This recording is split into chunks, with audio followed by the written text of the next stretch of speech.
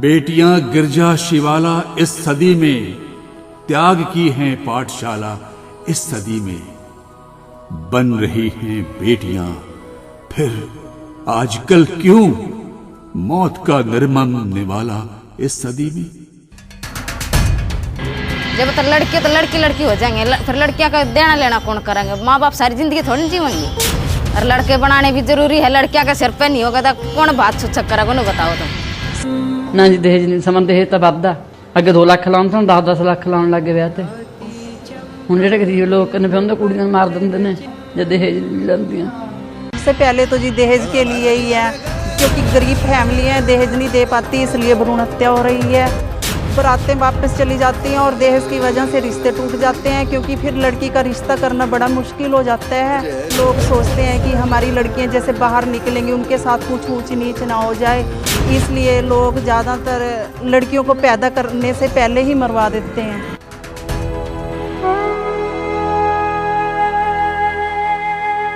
हमारे देश में लोग समृद्धि के लिए मां लक्ष्मी की आराधना करते हैं, ज्ञान और विवेक के लिए देवी सरस्वती की उपासना करते हैं और शत्रुओं पर विजय पाने के लिए मां काली की। जिस देश में नारी के प्रति श्रद्धा और सम्मान की अमूल्य विरासत हो, जहां नारी को पूज्य मानने की रवायत हो, वहीं आज कई परिवारों में बेटी का प्रवेश वर्जित क्यों है? जन्म से पहले ही बेटी को कोख में मारने की परंपरा भला क्यों? क्या बेटी सचमुच में एक बोझ है? क्या कल्पना चावला, पीटी उषा, सानिया मिर्जा, साइना नेहवाल जैसी बेटियां बोझ है? या फिर बेटे की चाह इतनी बड़ी होती है, इतनी प्रबल होती है कि उसके लिए बेटी को कोख में ही मार दिया जाए, बेटी से पैदा होने का अधिकार ही छीन लिया जाए? समय और समाज ने बार बार साबित किया है कि संतान संतान होती है, बेटे और बेटी में फर्क नहीं है। लेकिन बेटा बेटी के इस भेदभाव को मिटाने के लिए सोच बदलने की जरूरत है। भारत में बेटियों की जगह बेटों को तरजीह देने का ही परिणाम है कि अनेक राज्यों में लिंगानुपात भयावह तरीके से गड़बड़ा गया है। तमाम कोशिशों के बाद भी कन्या भ्रूण हत्या जैसी घटनाएं रुक नहीं पा रही। और तो और सामाजिक और पारिवारिक स्तर पर अनगिनत बेटियों के लिए शिक्षा और रोजगार की डगर अब भी कई बाधाओं से भरी पड़ी है। सवाल बड़ा है, सवाल बेटियों के सम्मान और बराबरी का है, उनके अस्तित्व का है। बेटियों को उनकी पहचान देने के लिए उन्हें मान और सम्मान देने की परंपरा को दोबारा जिंदा करने की कोशिश है केंद्र सरकार की अखिल भारतीय योजना बेटी बचाओ बेटी पढ़ाओ। अंतर्राष्ट्रीय बालिका दिवस के अवसर पर 22 जनवरी 2015 को हरियाणा के पानीपत से प्रधानमंत्री नरेंद्र मोदी ने बेटी बचाओ बेटी पढ़ाओ अभियान की विधिवत शुरुआत की। आए दिन बच्चियों को मां के पेट में मार दिया जाए, लेकिन हमें पीड़ा तक नहीं होती है, तब सवाल उठता है हमारी संवेदनाओं को क्या हुआ है।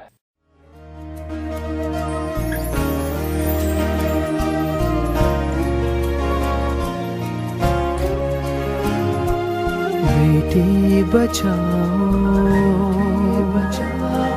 बेटी बचाओ, समय की आवाज है ये। पानीपत में इस अभियान की शुरुआत के अवसर पर ही केंद्रीय महिला एवं बाल विकास मंत्री श्रीमती मेनका गांधी ने बेटियों को सबल बनाने पर जोर दिया। इसी दिन देश भर में कई जगहों पर जागरूकता रैलियां निकाली गईं, प्रतियोगिताएं आयोजित की गईं, जिनमें लगभग 50 लाख बच्चों ने एक साथ हिस्सा लिया।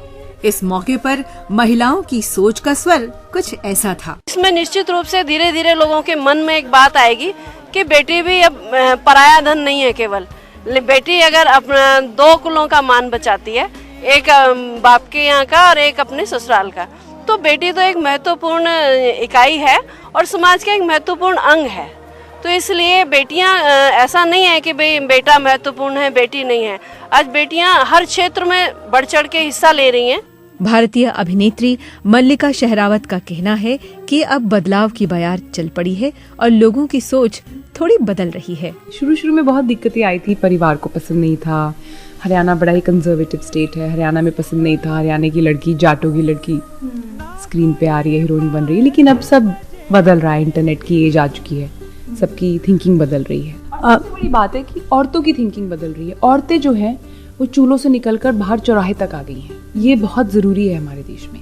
आज हिंदुस्तान में मुझे लगता है हर एक औरत झांसी की रानी है। माँ, मैं तुझसे प्यार करूंगी, जीवन भर आभार करूंगी, आने दे मुझको भी जग में। माँ, मैं भी हूँ अंश तुम्हारा, कहलाऊंगी वंश तुम्हारा, आने दे मुझको भी जग में।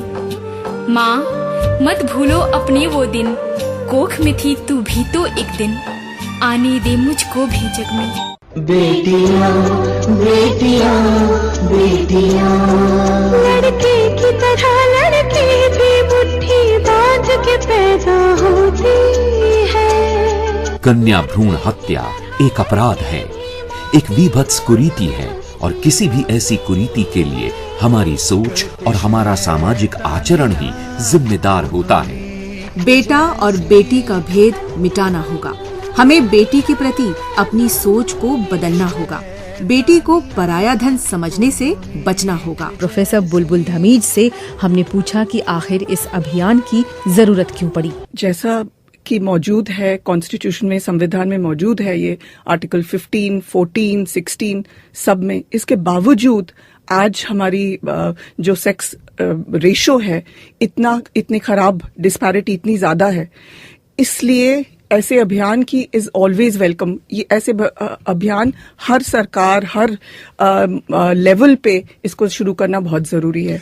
उसके बावजूद 1994 में PNDT एक्ट इंट्रोड्यूस किया गया, उसके बावजूद अभी भी हम ऐसी स्थिति पे हैं जहां पे सेक्स रेशो इतना डिस्क्रिमिनेट है।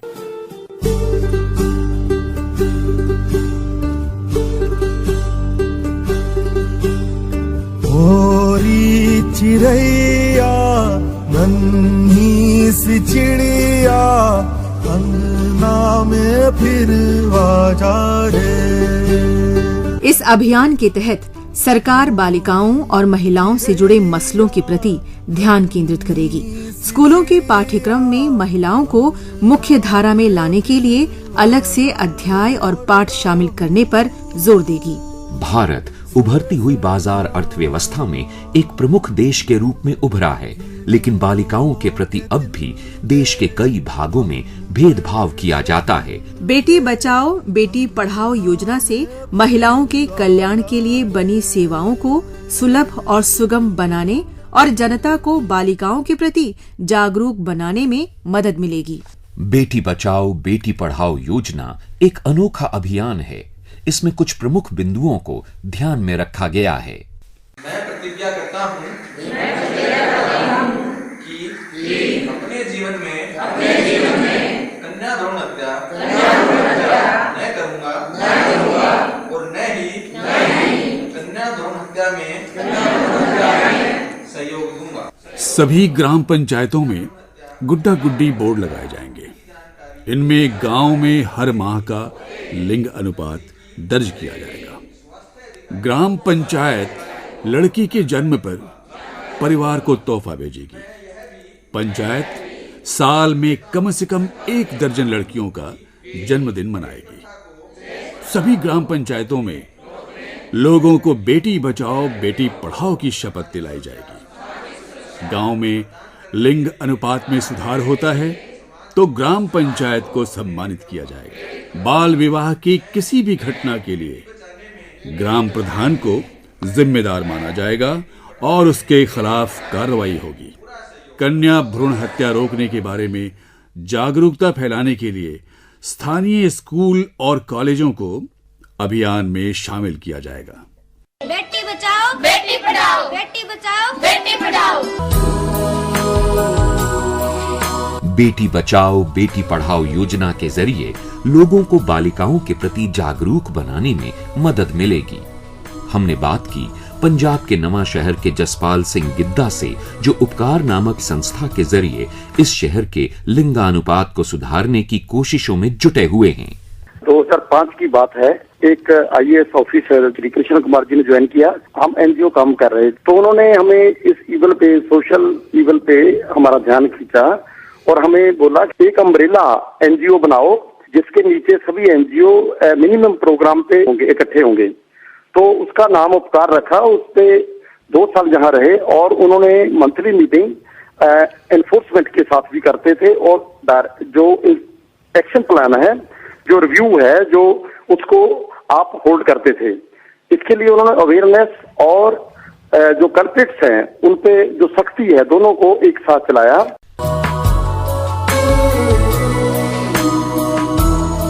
आज भी कुछ लोगों का मानना है कि लड़का बुढ़ापे का सहारा होता है, लेकिन एक रिपोर्ट के अनुसार पिछले 50 बरस में सबसे ज्यादा वृद्धाश्रम भारत में ही खुले हैं। मतलब ये कि बेटे श्रवण कुमार ही होते हैं, इस भ्रम से जरा बाहर निकलिए।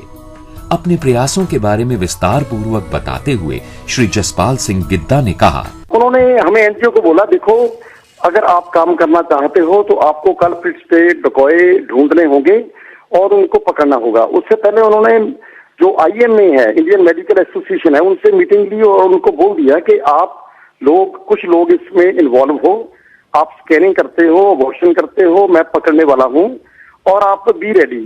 उसके बाद उसने जो मिडवाइफ है उनसे किया, जो गांव के सरपंच हैं उनके साथ सेमिनार किए और सभी को बोला कि आप गांव के सरपंच हो, अगर गांव में अच्छा काम होता है तो आप क्रेडिट मांगते हो, अगर बुरा होगा तो उसका रिस्पॉन्सिबल भी गांव का हेड होना चाहिए।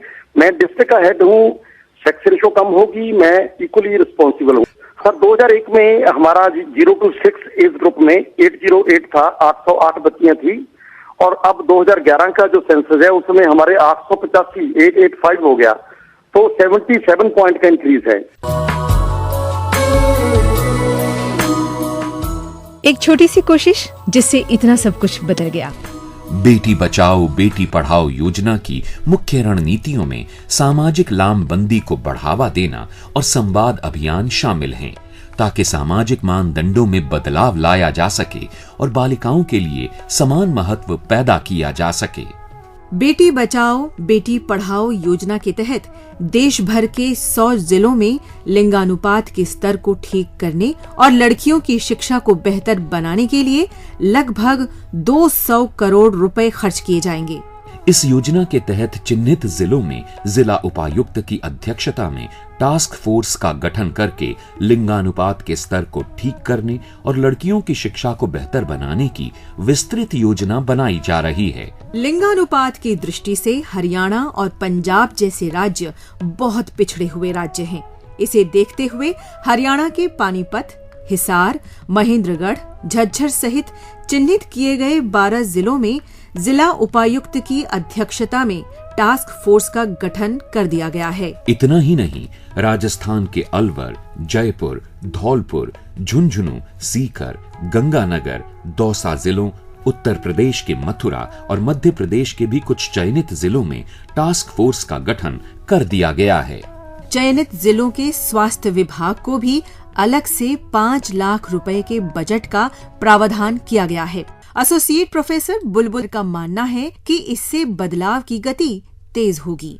इस बार जब बेटी बचाओ बेटी पढ़ाओ आंदोलन में इनफैक्ट इन्होंने डिक्लेयर भी किया है कि कहीं जो बैन है, PNDT में जो बैन दिया है वो बैन लिफ्ट कर दे, ताकि एक्चुअली मॉनिटर करें। PNDT कर रहे हैं क्योंकि तकनीकी चीजों का इस्तेमाल किया जा रहा है उसमें, तो जो कर रहे हैं उसके बाद उसको फॉलो अप करें कि डिटर्मिनेशन के बाद क्या वो बेटी बच रही है कि नहीं बच रही है। If you remove the ban as well, the whole idea is कि एक्चुअली वो इम्प्रूवमेंट आए। तो ये हमको दिल से इम्प्रूवमेंट लाना है, हमको अपनी संस्कृति में, अपने समाज में इम्प्रूवमेंट लानी है, सोच में इम्प्रूवमेंट लानी है, जो सेकंड पार्ट से आएगी, पढ़ाओ बेटी पढ़ाओ।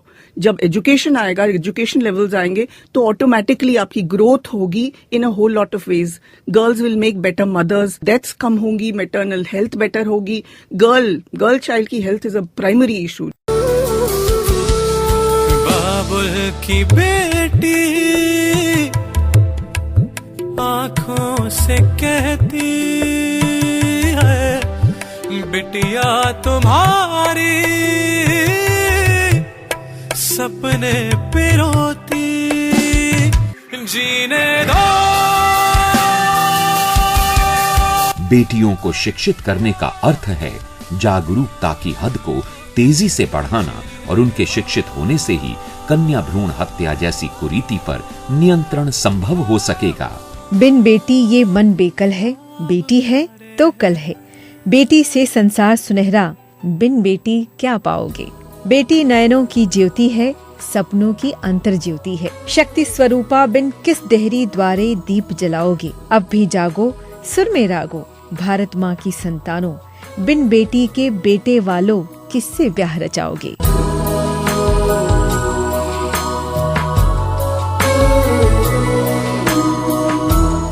कोख में ही बेटे की हत्या करने से पहले एक बार ये भी तो सोचें कि उस माँ पर इसका क्या असर पड़ता है। इस बारे में हमने बात की डॉक्टर वंदना भाटिया से। लिंग की जांच करवाने के बाद अबॉर्शन करवाया जाता है तो मदर को साइकोलॉजिकली भी और मेडिकली हर तरह से नुकसान होता है।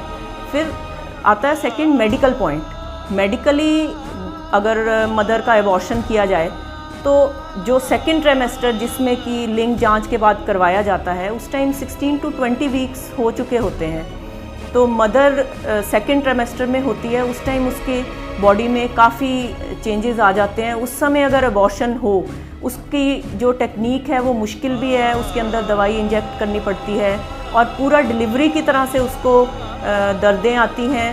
उसके बाद उसको ब्लड लॉस होता है, मदर में कमज़ोरी आती है, उसको पेन होता है और उसको काफ़ी बॉडी में साइड इफ़ेक्ट्स उसके प्रेगनेंसी की तरह उसको बाद में झेलने पड़ सकते हैं अबॉर्शन कराने के बाद।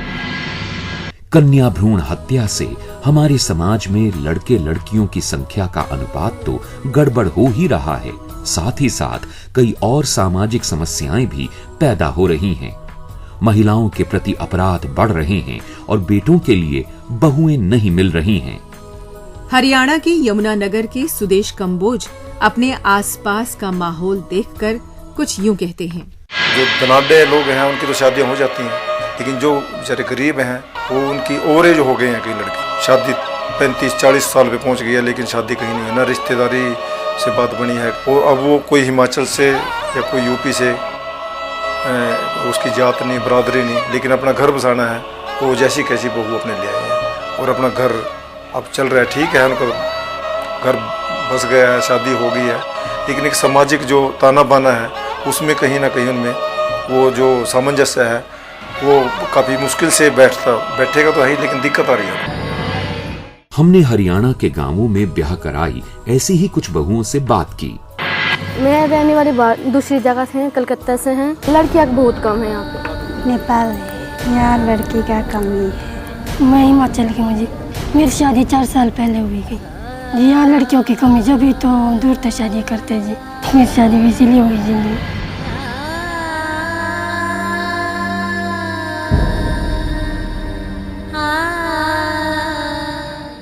समाज की सोच और व्यवहार में बदलाव तो आते आते ही आएगा, पर बात और ज्यादा बिगड़ जाए इससे पहले हमें कुछ करना पड़ेगा।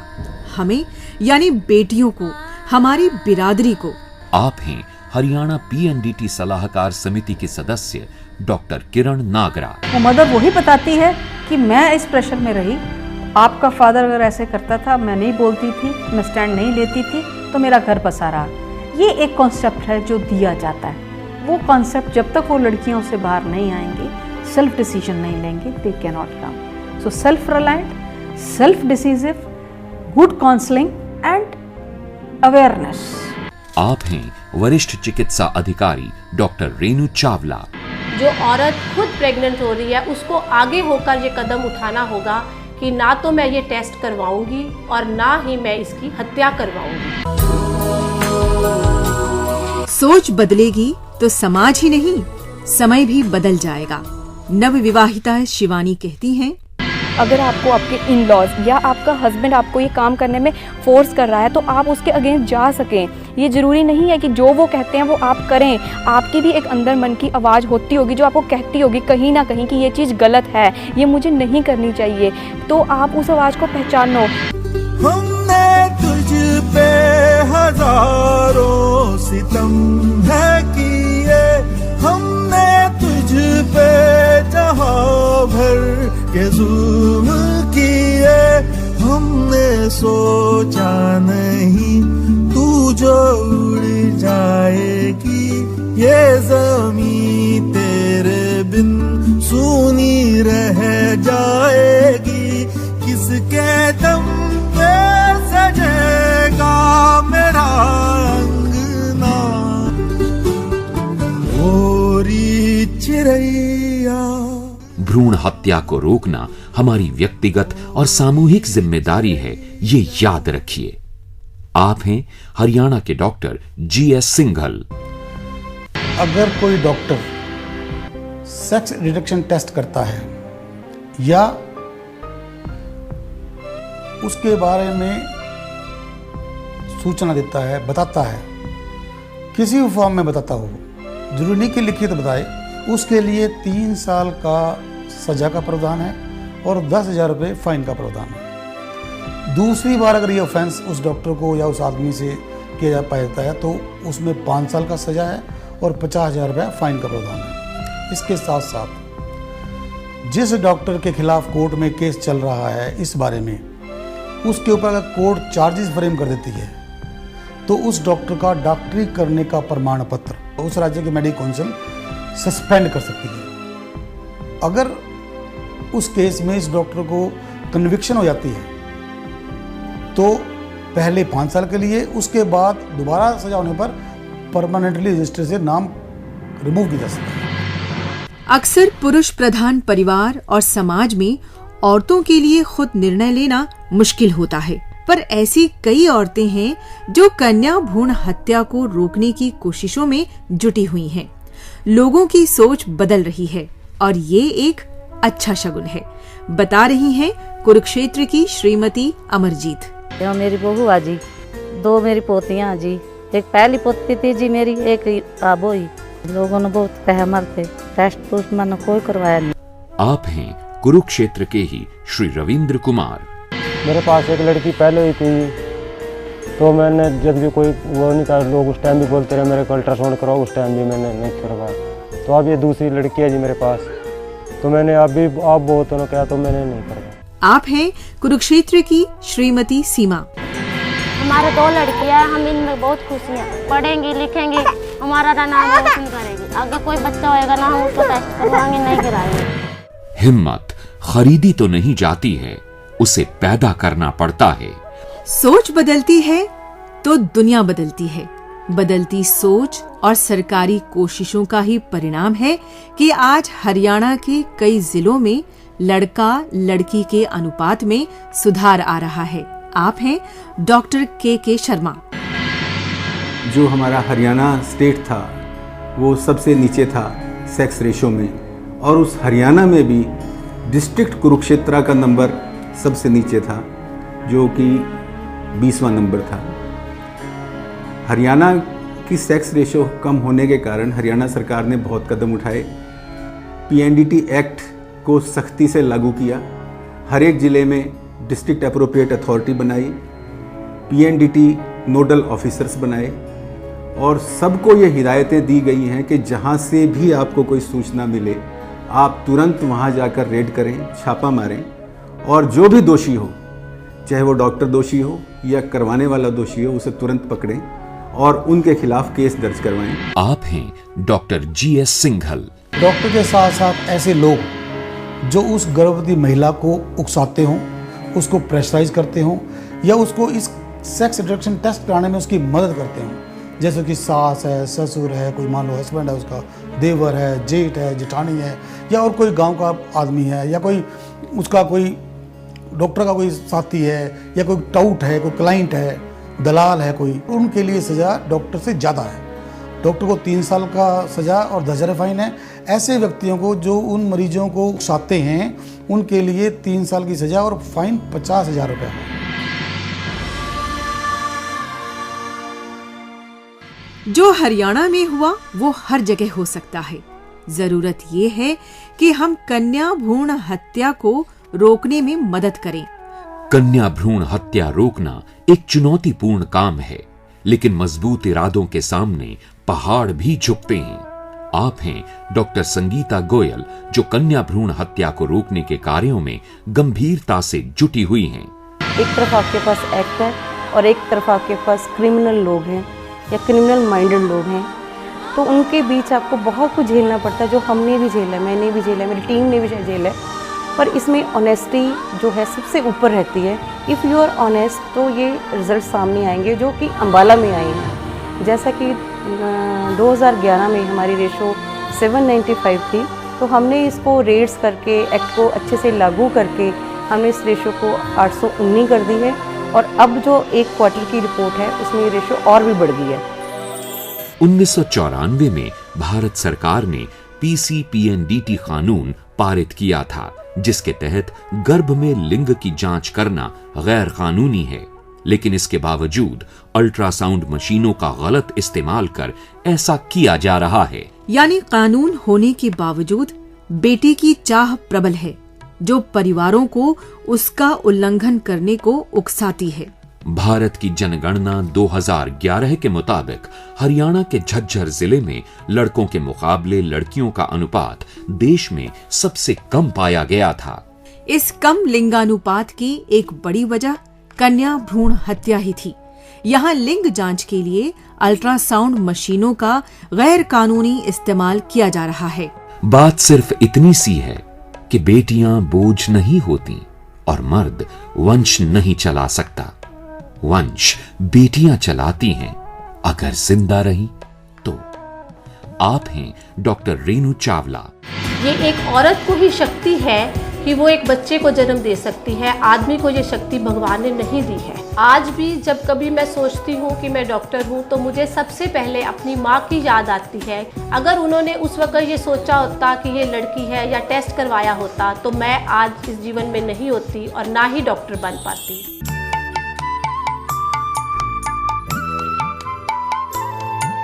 खानदान, बिरादरी, समाज, जिले, राज्य और देश का नाम आपकी अपनी बेटी भी कर सकती है। शर्त यह है आप उसे हक दें जीने का, किताबें थामने का। कहते हैं कि हर व्यक्ति के 100 भाग्य होते हैं। जब 100 में से एक भाग्य अच्छा होता है, तब उसके घर बेटा पैदा होता है। लेकिन जब 100 के 100 भाग्य अच्छे होते हैं, तो पैदा होती है बेटी।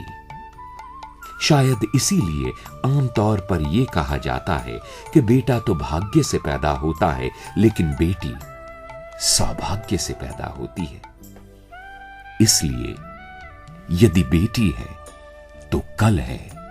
बेटी बचाओ बेटी पढ़ाओ योजना भारत में बालिकाओं के लिए समानता का वातावरण विकसित करने और लिंग आधारित भेदभाव समाप्त करने का संकल्प है।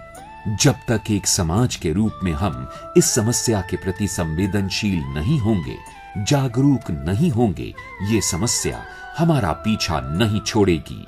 उठिए, जागिए, जगाइए और इस राष्ट्रीय संकल्प से जुड़ जाइए, क्योंकि ये बेटी की बात है, उसके अस्तित्व की बात है।